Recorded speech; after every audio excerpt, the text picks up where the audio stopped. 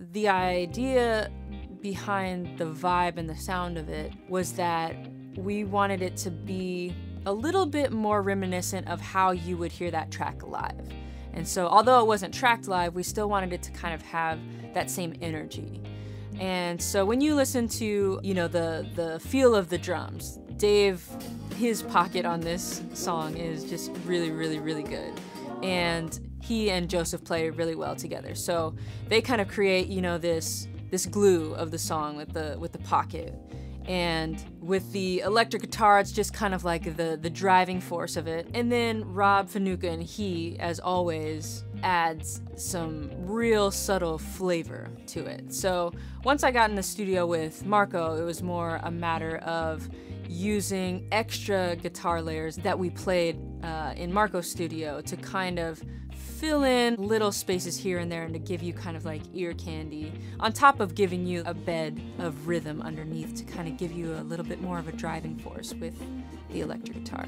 Throughout this album, one of the cool elements that I've noticed is that playing shows live with different musicians that I've played with repeatedly over the years has kind of given me a backdrop of what my ears expect to hear in the song once it's produced.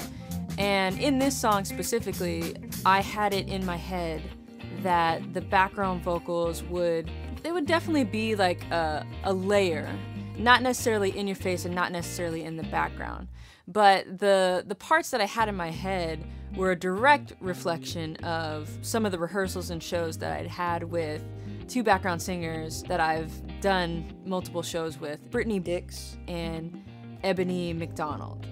And I just remember listening to the voice recordings of the rehearsals that I had with, you know, bands before shows, and hearing those background vocals kind of cemented in my head. Can you sing that one more time? Yeah.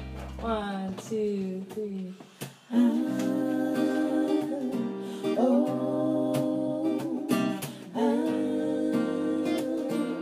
What they did, you know, with background vocals shows up.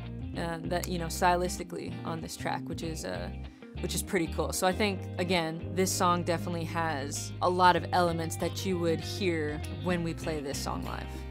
Blindside is one of those songs that even if you weren't listening to the lyrics, you could kind of have it in the background, and that's awesome. But I also love that it has this really deep layer of meaning to it. So while it might just be, you know, a little bit of ear candy to some, it can really be a message of hope for others. And I just really love how this song came out production-wise, and I hope that Blindside really reaches people where they're at.